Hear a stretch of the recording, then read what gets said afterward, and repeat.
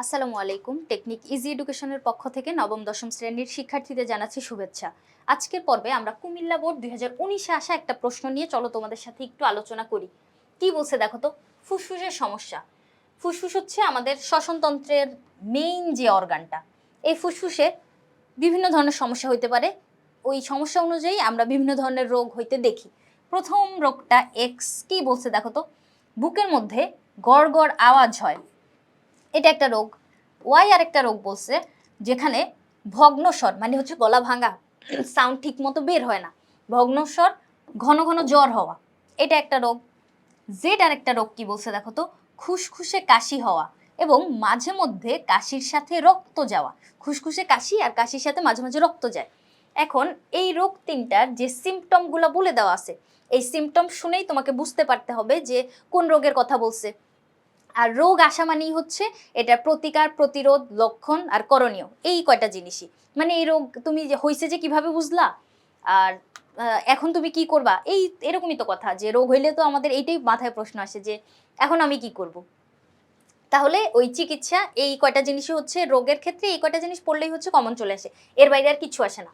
তাহলে আমরা বুঝতে পারলাম তিনটা রোগ, যেগুলো হচ্ছে সবগুলোই আমাদের শ্বসনতন্ত্রের বা ফুসফুসের সমস্যা। এবার ক নাম্বার প্রশ্নটা কি বলছে দেখো তো, ট্রান্সজেনিক কি। এটা কিন্তু এই অধ্যায়ের না। এরকম প্রশ্ন কিন্তু দেখো বোর্ডে আসছে, 19 সালে আসছে। এরকম প্রশ্ন কিন্তু আসতেই পারে, যেখানে তোমার গ, ঘ, খ এই তিনটাই হচ্ছে আমাদের সপ্তম অধ্যায়ের কনসেপ্ট, 7th চ্যাপ্টারের। কিন্তু এই যে দেখো ক নাম্বারটা কোথা থেকে দিছে, এটা হচ্ছে আমাদের 14 অধ্যায় থেকে দিছে, যে ট্রান্সজেনিক কি। ট্রান্সজেনিক হচ্ছে এরকম একটা জীব, যে জীবে মনে করো তোমার অনুন্নত বৈশিষ্ট্য। এখন এই অনুন্নত বৈশিষ্ট্যের জীবটাকে তুমি কিছু উন্নত বৈশিষ্ট্য এনে দিয়ে দিলা। উন্নত বৈশিষ্ট্য দেওয়ার কারণে এই জীবটা এখন হচ্ছে উন্নত হয়ে গেল, বা অন্যরকম হয়ে গেল না, উন্নত একটা নতুন বৈশিষ্ট্য তুমি দিয়ে দিছো ওর ভিতরে। এই যে নতুন সৃষ্ট যে জীবটা, এটাই হচ্ছে আমাদের ট্রান্সজেনিক। মানে ওকে আমরা ট্রান্সজেনিক বলতে পারি, অথবা জিএমও বলতে পারো, জেনেটিক্যালি মডিফাইড অর্গানিজম। তাহলে এইটা হচ্ছে ট্রান্সজেনিক। যেটা আমরা উত্তরে কিভাবে সাজায় লিখবো দেখো তো, জিন প্রকৌশলের মাধ্যমে, উৎপন্ন নতুন বৈশিষ্ট্য সম্পন্ন যে জীবটা, এই যে নতুন বৈশিষ্ট্য, এটা আমরা কিভাবে পাইলাম, এটা জিন প্রকৌশলের মাধ্যমে আমরা ওই জীবের ভিতরে দিয়ে দিলাম, জিনোম ট্রান্সফার করলাম। একটা জিন একজনের থেকে নিয়ে আরেকজনকে দিয়ে দিলাম। এরকম জিনের ভিতরে কি থাকে, বৈশিষ্ট্য থাকে। আমরা জানি জিন হচ্ছে আমাদের বৈশিষ্ট্যগুলো ধারণ করে। তাহলে জিন যে বৈশিষ্ট্য ধারণ করে আছে, ওই বৈশিষ্ট্যটা আমি আরেকটা জীবের ভিতর দিয়ে দিলাম। এখন ওই জীবের কাছেও এই বৈশিষ্ট্যটা আছে, নতুন উন্নত বৈশিষ্ট্য তুমি পাইছো, এখন তুমি অন্যরকম হয়ে গেছো না। বৈশিষ্ট্য ভিন্ন মানি তো হচ্ছে অন্যরকম মানে মানে অন্যরকম একটা ব্যাপার স্যাপার। আমার ভিতরে নতুন বৈশিষ্ট্য চলে আসছে, উন্নত বৈশিষ্ট্য চলে আসছে, তাহলে তুমি এখন অন্যরকম বা উন্নত একটা জীব হয়ে গেছো। তাহলে এই যে নতুন বৈশিষ্ট্য সম্পন্ন যে জীবটা, এই জীবটাই হচ্ছে আমাদের ট্রান্সজেনিক। এরপরে দেখো খ নাম্বারটা কি বলছে, যে হঠাৎ করে ঠান্ডা বাতাস যদি তোমার ফুসফুসের ভিতর প্রবেশ করে, তাহলে কোনো ক্ষতি করতে পারে না কেন, এটা জিজ্ঞেস করছে। এখন তুমি যদি অনেকক্ষণ ঠান্ডা বাতাস ইনহেল করতে থাকো, সেক্ষেত্রে কিন্তু তোমার ক্ষতি হইতে পারে, মানে ফুসফুসে ঠান্ডা লেগে যেতে পারে। কিন্তু যদি হঠাৎ করে একটু ঠান্ডা বাতাস প্রবেশ করে, সেক্ষেত্রে আমাদের এত বেশি ক্ষতি হয় না। কিন্তু কেন হয় না, এটা জিজ্ঞেস করছে। এখন এই যে দেখো কি বলছে, ঠান্ডা বাতাস নাসিকা পথে প্রবেশের সময় কিছু পরিমাণ উষ্ণ, আর্দ্র আর নির্মল হয়ে যায়। কি হয় দেখো তো, নাসিকা পথে যখন ঠান্ডা বাতাসটা প্রবেশ করলো, তখন এই যে ঠান্ডা বাতাসটা কিছুটা উষ্ণ হয়ে যায়, তার মানে একটু গরম হয়ে যায় বা একটু ওয়ার্ম হয়ে যায়, আর্দ্র এবং নির্মল হয়ে যায়। নির্মল বলতে হচ্ছে পরিষ্কার। কি জন্য এরকম হয়, কারণ আমাদের নাসাপথের শুরুতেই তোমরা হচ্ছে মানে নাকের ভেতরে বাতাস মানে প্রবেশ করা মাত্রই এই জায়গাটায় তোমার হচ্ছে এরকম লোমাবৃত কিছু অংশ দেখা যায়, চুলের মতো অংশ থাকে। এই যে লোমাবৃত অংশটা, এটা কই থাকে, সামনের দিকে। এই যে একদম শুরুতেই তোমার হচ্ছে বাতাস প্রবেশ করা মাত্রই ওইখানে সম্মুখভাগে এরকম লোম আবৃত অংশটা থাকবে। এই অংশগুলা কি করতেছে, আমাদের ফুসফুসে যদি কোনো ধুলোবালি যদি প্রবেশ করতে যায়, ওই ধুলোবালি কিন্তু এই লোমের সাথে যায় আটকায় যাচ্ছে, যার কারণে ওই ফুসফুসে এত বেশি ক্ষতি করতে পারে না, বাইরের রোগ জীবাণু প্রবেশ করতে পারে না, ঠান্ডা বাতাসও ডাইরেক্ট ঢুকে যেতে পারতেছে না। এরপরে পশ্চাৎ ভাগে, তার মানে হচ্ছে নাসা গহ্বর, তো এখান থেকে তোমার শুরু, এই নাসা ছিদ্র, তারপর হচ্ছে নাসা গহ্বর, তারপরে গলবিল, মানে পিছনের দিকে তোমার পশ্চাৎ ভাগ হচ্ছে শ্লেষ্মা প্রস্তুতকারী। শ্লেষ্মা মানে হচ্ছে তোমার পিচ্ছিল এক ধরনের মিউকাস পদার্থ। তাহলে পিচ্ছিল পদার্থটা পেছনের দিকে থাকতেছে, যে পেছনের অংশটা এই শ্লেষ্মা তৈরি করে এবং কি পাতলা একটা অংশ আছে। এতে করে বাতাস ফুসফুসে প্রবেশ করার পূর্বে কিছু পরিমাণে নির্মল হয়ে যায়। এই যে শ্লেষ্মা প্রস্তুতকারী পিচ্ছিল অংশে যায় কি হয়, তোমার ধুলোবালিগুলা তো প্রথমে তোমার লোমাবৃত অংশের সাথে আটকায়, এরপরেও যদি পিছনে প্রবেশ করতে চায় সেক্ষেত্রে ওই শ্লেষ্মাযুক্ত অংশের সাথে যায় আটকায় যাবে। এছাড়া শ্বসনের জন্য গৃহীত বায়ু নাসাপথ দিয়ে যাওয়ার সময় কিছুটা উষ্ণ এবং আর্দ্র হয়ে যায়। এই যে উষ্ণ হয়ে যাচ্ছে, ঠান্ডা বাতাস প্রবেশ করাইছো তবুও উষ্ণ হয়ে যাচ্ছে, যার জন্য ওই যে ঠান্ডা বাতাসটা ডিরেক্ট আমাদের ফুসফুস পর্যন্ত চলে যেতে পারে না, যার জন্য ওই ঠান্ডা বাতাস আমরা প্রবেশ করলেও এত বেশি ক্ষতি হয় না, কারণ ওই সৃষ্টিকর্তা এভাবে আমাদেরকে প্রোটেকশন দিয়েই তৈরি করছে যাতে এরকম পরিবেশে আমাদের কোনো ক্ষতি না হয়। এরপরে কি বলছে দেখো তো, গ নম্বর প্রশ্নটা কি বলছে দেখো তো, যে জেড ঘটিত যে রোগটা এটা সম্পর্কে ব্যাখ্যা করতে বলছে। জেড কি লেখা আছে দেখো, যে খুসখুসে কাশি হয় আর কাশির সাথে রক্ত যায়, তাই না? খুসখুসে কাশি হওয়া এবং কাশির সাথে রক্ত হওয়া, এটা যাওয়া হচ্ছে আমাদের জেড রোগটা। তার মানে জেড যে রোগটা এটা সম্পর্কে ব্যাখ্যা করতে বলছে। রোগটা তুমি সিমটম দেখেই বুঝতে পারতেছো এটা হচ্ছে আমাদের যক্ষা, তাই না? যক্ষা এরকম একটা সমস্যা যেটা হচ্ছে তোমার ছোঁয়াচে, মানে যক্ষা রোগটা কিন্তু ছোঁয়াচে। সেক্ষেত্রে এটা প্রতিকারেরও উপায় আছে। যক্ষা থেকে হচ্ছে আমরা একটু সুন্দর করে জীবনযাপন করলে, ডাক্তারের পরামর্শ শুনলেই হচ্ছে যক্ষাটা থেকে নিরাময় পাইতে পারি। কি বলছে দেখো তো, জেড চিহ্নিত রোগটা যে প্রথমে যক্ষা, এটাই হচ্ছে প্রথম লাইনটাতে লিখে নিবা। এই ওয়ার্ডটা যে তুমি লিখছো, মানে ধরতে যে পারছো এটা যক্ষা, এখানে হচ্ছে তোমার 1 মার্কস। তারপরে বর্ণনার ভিতরে বাকি 2 মার্কস। গয়ের জন্য তো আমাদের 3 নম্বর বরাদ্দ, তাই না? তাহলে 3 নম্বর জন্য প্রথম 1 নম্বরই তুমি পেয়ে যাচ্ছ যখন তুমি ধরতে পারলা, উদ্দীপকের সিমটমটা দেখে যখন তুমি ধরতে পারলা যে এটা যক্ষা, এই লাইনটা লিখে আমাদের 1 নাম্বার সেফ হইলো এই জায়গাটায়। এরপরে চলো পড়ি, যক্ষা হচ্ছে এরকম একটা বায়ুবাহিত রোগ, দেখো ছোঁয়াচে কিন্তু বাতাসে ছড়াইতে পারে। এখন এই যে যক্ষাটা, এটা হয় হচ্ছে তোমার মাইকোব্যাকটেরিয়াম টিউবারকুলোসিস এরকম একটা ব্যাকটেরিয়ার আক্রমণে। দেখো একটা ব্যাকটেরিয়া, এই ব্যাকটেরিয়াটার আক্রমণে এই রোগটা হয়। নাম কি? Mycobacterium tuberculosis. এই যে মাইকোব্যাকটেরিয়াম গণভুক্ত যে ব্যাকটেরিয়াটা, এটা যখন আমাদের শ্বসনতন্ত্রে বা ফুসফুসে অ্যাটাক করতেছে, সেক্ষেত্রে হচ্ছে আমরা এই যক্ষাটা হইতে দেখি। এখন যক্ষা যে তোমার ফুসফুসেই হবে বা শ্বসনতন্ত্রের একটা রোগ এরকম কিন্তু না। যক্ষা কিন্তু তোমার অন্ত্রেও হইতে পারে, হাড়েও হইতে পারে, বিভিন্ন জায়গায় হচ্ছে আমরা এই যক্ষার জীবাণুটা অ্যাটাক করতে দেখি। তাহলে ফুসফুসে যখন হয় তখন হচ্ছে তোমার এই যে এরকম কাশি, তারপর কাশির সাথে রক্ত যাওয়া, এই সমস্যাগুলো দেখা যায়। কাশিটা কিরকম হবে? অবশ্যই খুসখুসে কাশি হবে, কাশির সাথে কোনো তোমার কফ বা শ্লেষ্মা যাবে না। এখন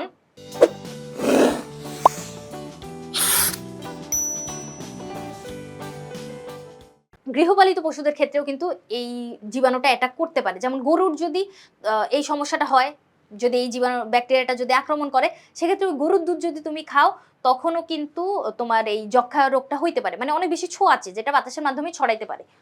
এরপরে অনেকের ধারণা যক্ষা শুধু ফুসফুসের রোগ না, এই যে যক্ষা হচ্ছে অন্ত্রেও হয়, হাড়েও হয়। এবার যে কোনো স্থানে হইতে পারে। আমরা কি কি করতে পারি দেখো তো, যক্ষা হইলে মানে যক্ষা যে হইছে এটা এনশিওর হওয়ার জন্য আমরা কফ পরীক্ষা করতে পারি, চামড়ার পরীক্ষা করতে পারি। কফ পরীক্ষা, চামড়ার পরীক্ষা, সাইটো অথবা হিস্টোপ্যাথোলজিক্যাল পরীক্ষা করতে পারি।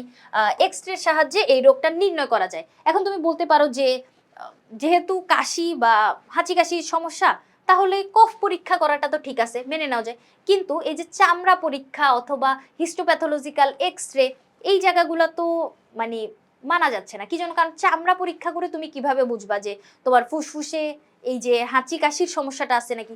এক্স-রে আমরা করি হচ্ছে হাড়ের ক্ষেত্রে, হাড়ের ভিতরে স্ট্রাকচার দেখার জন্য। ওই যে যে কথাটা এখানে বললো শুধু যে ফুসফুসে হবে এরকম কিন্তু কথা না, এই যে অন্ত্রেও হইতে পারে, হাড়েও হইতে পারে, তখন যায় হচ্ছে আমরা এই যে চামড়া আর এক্স-রে পরীক্ষা এগুলা তখন করব।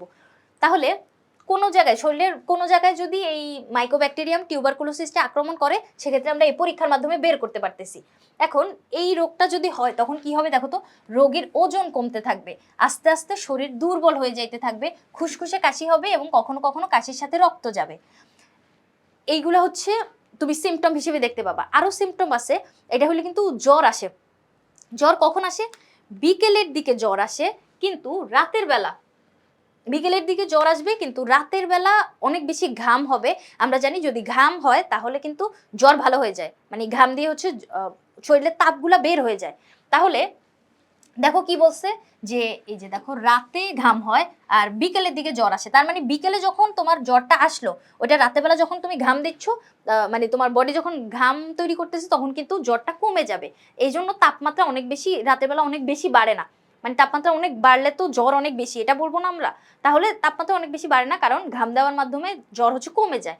তারপরে বুকে পিঠে ব্যথা হয়। বুকে পিঠে ব্যথা বলতে, তুমি সারাদিন কাশতেছো, কাশতে কাশতে তো আমাদের বুকে পিঠে এমনিতেই ব্যথা হয়ে যায়। তাহলে ওই কাশির কারণে বুকে পিঠে ব্যথা দেখা যাবে। অজীর্ণ বা পেটের পীড়া দেখা দেয়। অজীর্ণতা মানে কি? অজীর্ণতা মানে হচ্ছে বদ হজম। অজীর্ণতা মানে হচ্ছে বদ হজম, অথবা মানে হচ্ছে হজমের সমস্যা। তাহলে এই সমস্যাটা দেখা দিবে, পেটের পীড়া দেখা দিবে। এই রোগ প্রতিরোধে রোগীর ব্যবহারের সবকিছু পৃথক রাখতে হবে। ওই যে ছোঁয়াচে বললাম বায়ুবাহিত, তাহলে তো ওর জিনিসপাতিগুলো সেপারেট রাখতে হবে। রোগীর কফ টুটু মাটিতে দিয়ে হচ্ছে পুঁতে দিতে হবে, মানে যাতে বাতাসে এই জীবাণুটা না ছড়ায়। আর যদি ডাক্তারের পরামর্শ মতো তুমি ওষুধপত্র খেতে পারো, সেক্ষেত্রে কিন্তু এই রোগটা থেকে আমরা কিন্তু প্রতিরোধ করতে পারি, মানে এই রোগটা থেকে আমরা নিস্তার পাইতে পারি। যক্ষা হইলে কিন্তু রক্ষা আছে। আগে এরকম মানে ধারণা করা হইতো যে যক্ষা হইলে নাকি রক্ষা নেই, কিন্তু আসলে না, যক্ষা হইলে এখন হচ্ছে চিকিৎসা আছে। আর ছোট শিশুদের যখন আমরা বিসিজি টিকাটা দিয়ে রাখবো, সেক্ষেত্রে বড় হইলে আর যক্ষা রোগের মানে আক্রান্ত হওয়ার সম্ভাবনাটা থাকে না। তাহলে কি টিকাটার নাম? বিসিজি টিকা। এটা আমরা ছোটবেলায় হচ্ছে শিশুদেরকে দেওয়াই দিব। তাহলে দেখো এই কাজগুলো করলে আমরা হচ্ছে যক্ষার কারণ লক্ষণ সবকিছুই এখানের ভিতর আমরা পাইলাম। আমাদেরকে জিজ্ঞেস করছে যে জেড রোগটা বর্ণনা করতে, জেড রোগটা আমরা বর্ণনা করলাম। এরপরে চলো ঘ নাম্বারে কি বলছে এটাতে যাই। এক্স ও ওয়াই এর মধ্যে কোন রোগটি মানবদেহের জন্য অধিকতর মারাত্মক? একটা দেখো বুকের ভেতরে গড়গড় আওয়াজ হওয়া, এটা হচ্ছে এক্স। আর ওয়াই কি বলছে? যে ভগ্নস্বর আর ঘন ঘন জ্বর হওয়া।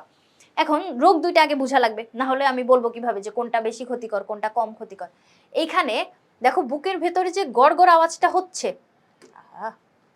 বুকের ভেতরে যে গড়গড় আওয়াজটা হচ্ছে, এইটা হচ্ছে আমাদের নিউমোনিয়া। নিউমোনিয়া। আর এই যে ওয়াই রোগটা, এটা হচ্ছে তোমার ফুসফুস ক্যান্সার। দেখো ঘন ঘন জ্বর আসা আর হচ্ছে গলা ভগ্নস্বর, মানে গলা দিয়ে আওয়াজ সুন্দর মতো বের হয় না, ভাঙা ভাঙা বের হয়। সেক্ষেত্রে এই রোগটা এটা হচ্ছে ফুসফুস ক্যান্সার, আর এটা হচ্ছে তোমার নিউমোনিয়া। তাহলে তুমি এখন বলো যে ক্যান্সারের কি কোনো প্রতিরোধ আছে নাকি নিউমোনিয়া, মানে কোনটা সহজে তুমি নিরাময় করতে পারবা? সেক্ষেত্রে আমি যদি বলি ক্যান্সার হইলে হচ্ছে কোনো রক্ষা নাই। দেখো এক্স রোগটা হচ্ছে নিউমোনিয়া, আর ওয়াই রোগটা হচ্ছে আমাদের ফুসফুসে ক্যান্সার। এতটুকু যে তুমি বুঝতে পারছো, এটা হচ্ছে প্রথমে লিখে নিবা। এতটুকু লিখলে 1 নম্বর। এক্স হলো নিউমোনিয়া, ওয়াই হলো ফুসফুসে ক্যান্সার। এই যে সিমটমটা দেওয়া আছে উদ্দীপকে, এটা ধরতে পেরে তুমি যে মানে ধরতে পেরে যখন প্রথম লাইনটাতে লিখবা, ওখানে হচ্ছে টিচার অনেক বেশি খুশি হয়ে যাবে যে তুমি যে ধরতে পারছো।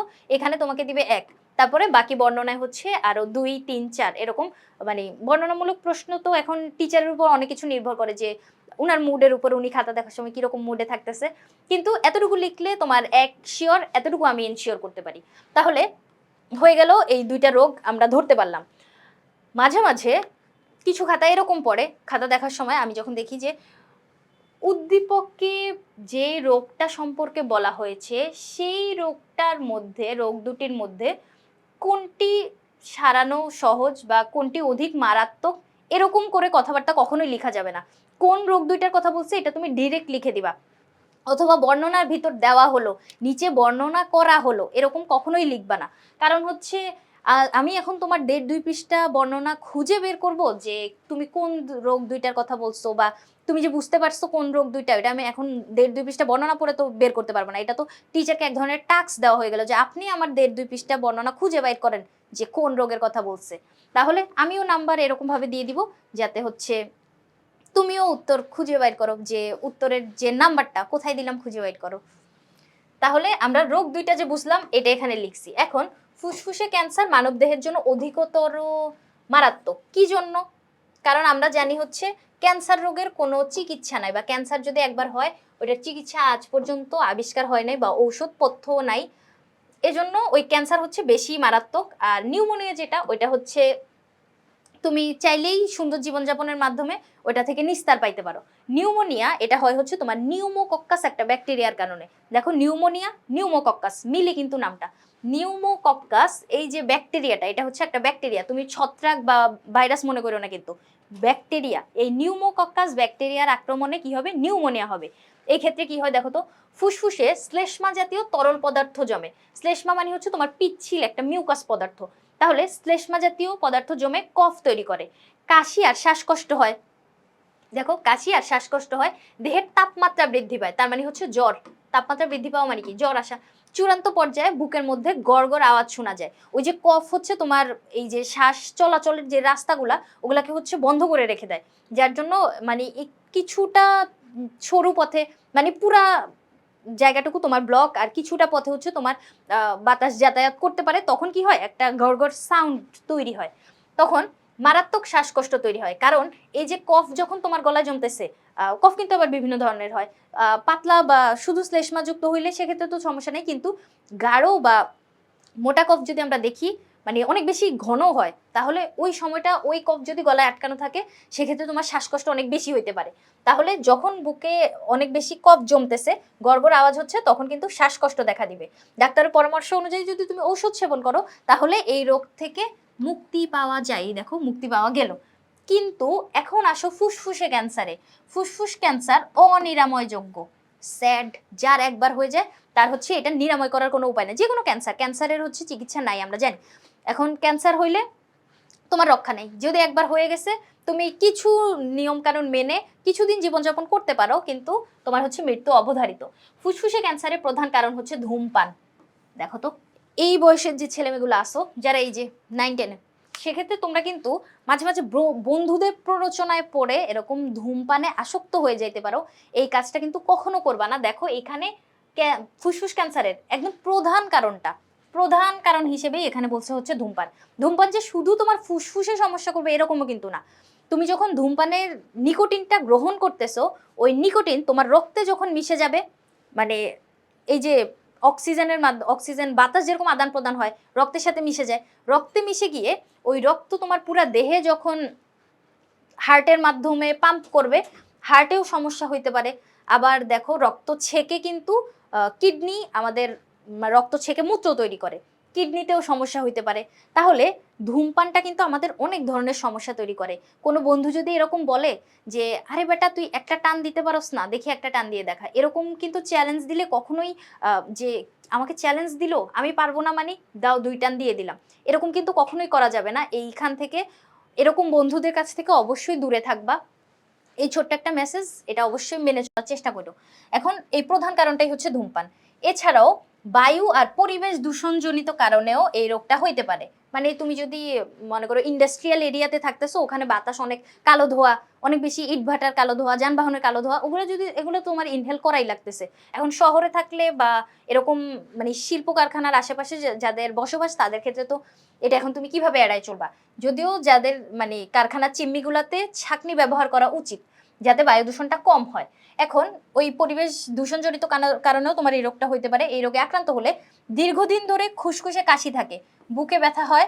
যে কোনো এই যে শ্বসনতন্ত্রজনিত সমস্যা আমরা হচ্ছে বুকে ব্যথাটা দেখতে পাই, কারণ অনেক বেশি কাশি দিলে মানে কাশতে থাকলে তখন হচ্ছে তোমার বুকে ব্যথাটা অটো তৈরি হয়ে যায়।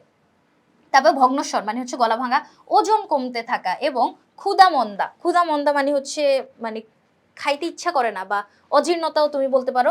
তারপরে হাঁপানি, ঘন ঘন জ্বর হওয়া, এই যে লক্ষণগুলো যদি দেখা যায় তাহলে আমরা কি বুঝতে পারবো তার হচ্ছে ফুসফুস ক্যান্সার আছে। এখন ফুসফুস ক্যান্সার যে কোনো ধরনের ক্যান্সারই যদি তুমি বলো, এটা হচ্ছে মারাত্মক ক্ষতি সাধন করে। ফুসফুস ক্যান্সার দ্রুত খারাপের দিকে অগ্রসর হয়। অধিকাংশ ক্ষেত্রে ফুসফুস ক্যান্সারে আক্রান্ত রোগী মৃত্যুবরণ করে থাকে। আমাদের দেশে পুরুষের ক্যান্সারজনিত মৃত্যুর প্রধান কারণ হচ্ছে ফুসফুস ক্যান্সার। মানে ক্যান্সার তোমার বিভিন্ন জায়গায় হইতে পারে, কিন্তু এই ফুসফুস ক্যান্সারটা হচ্ছে অনেক বেশি কমন। আমরা অনেক জনের ক্ষেত্রে, অনেক রোগীর ক্ষেত্রে কিন্তু এরকম ফুসফুস ক্যান্সারটা হইতে দেখি। যক্ষা বা কোনো ধরনের নিউমোনিয়া ফুসফুসে এক ধরনের ক্ষত তৈরি করে।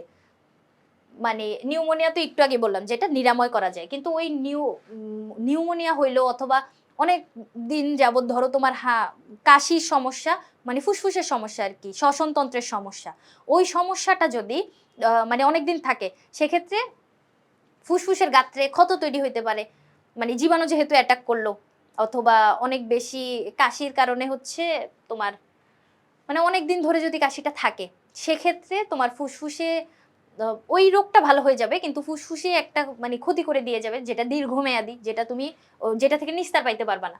ওই যে ক্ষত তৈরি করে দিয়ে গেল, ওই ক্ষতটা পরবর্তীতে হচ্ছে এই যে ক্ষত সৃষ্টি করে, যা পরবর্তীতে ক্যান্সারে রূপান্তরিত হয়। ক্যান্সার তো শুরুতেই হয় না, প্রথমে হচ্ছে তোমার ছোট ছোট সিমটম থাকে, যেমন যে কোনো অন্য জায়গায়, মানে ফুসফুস ব্যতীত অন্য জায়গায় যদি হয়, সেক্ষেত্রে হচ্ছে তোমার প্রথমে টিউমার তৈরি হয়, টিউমার পরবর্তীতে যখন প্রাণঘাতী আঘাত ধারণ করে, তখন ওইটাকে আমরা ক্যান্সার বলি।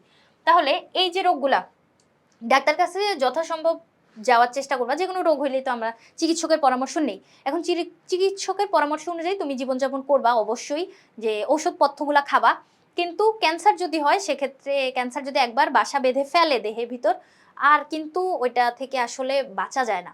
তুমি ওইটা দমায় রাখতে পারবা কিছু মাস, কিছু বছর, কিন্তু পরবর্তীতে তোমার হচ্ছে ওই রোগটার কারণেই তোমার মৃত্যুবরণ করা লাগবে। তাহলে আমাদেরকে বলল যে কোন রোগটা বেশি মারাত্মক, অবশ্যই ফুসফুস ক্যান্সার বেশি মারাত্মক। এটা স্পষ্টভাবে বোঝা যাচ্ছে যে কি, স্পষ্টভাবে বোঝা যাচ্ছে যে নিউমোনিয়ার তুলনায় ফুসফুস ক্যান্সার মানবদেহের জন্য অধিকতর মারাত্মক। তাহলে এই প্রশ্নটাই আমাদেরকে করছে, আমরা এই প্রশ্নটা লিখলাম।